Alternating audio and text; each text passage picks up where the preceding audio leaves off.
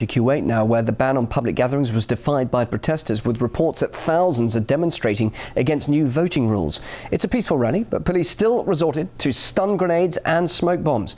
Geopolitical analyst Eric Draitser joins me now. Eric, protests in Kuwait are usually described as peaceful, so why do you think the government has actually prohibited gatherings of more than 20 people and threatening heavy consequences? Well, I think the answer is quite simple, and that is that the government is terrified. They look at protest movement developing in Saudi Arabia, one that's continued to go on in Bahrain. We see the same around the Arab world more generally, and Kuwait looks at itself, or rather the government does, and they see that they really stand no chance of maintaining power, maintaining control of that country, unless they're able to successfully suppress and repress the opposition. Could we really see the momentum grow and this actually turn into a full-scale rebellion?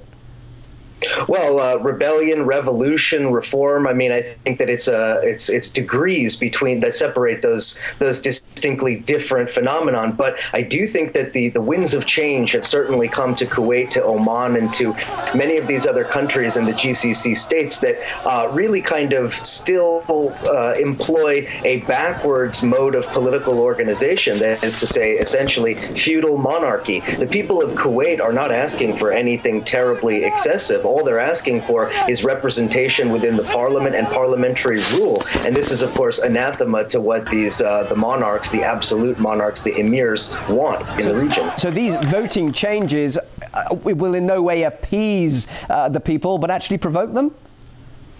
Well, yeah, because what has actually happened is that the government in Kuwait has made it more difficult, if not entirely impossible, for any opposition parties to gain a foothold in power in the country. So essentially monopolizing control within the hands of the Sabah family and the circles that surround them, and maintaining control of the country that way, essentially a form of despotism. Now, Kuwait's situation has striking similarities with Bahrain, which I was just talking about a little earlier before we spoke to you, especially when it comes to getting any international attention or help. Why is that? Very simple. These are client states of the United States. Bahrain houses the U.S. Fifth Fleet of the Navy. Kuwait, as we all know, the role that it played in both wars against Iraq. Kuwait is very much dependent on Saudi Arabia and the United States. And so all of this is part of a geopolitical calculus of the U.S. hegemony. U.S. does not want to see its control over the region slip away by something as piddling as the democratic aspirations of the people of the region. So with that Western support, there's no way we will see any change that the people really want there in those countries? Well, the only way that you'll see it is by mass movements that develop in the streets that can actually bring down these governments. The monarchies that control Saudi Arabia and some of the other Gulf kingdoms, these are very tenuous. Their hold on power, rather, is very tenuous.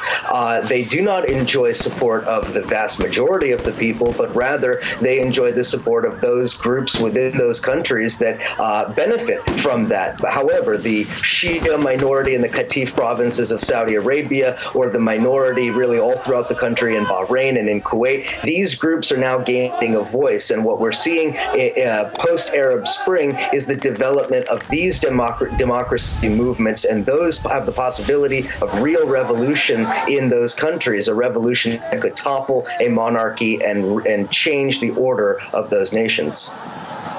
Analyst for StopImperialism.com, thank you indeed for joining us live from New York.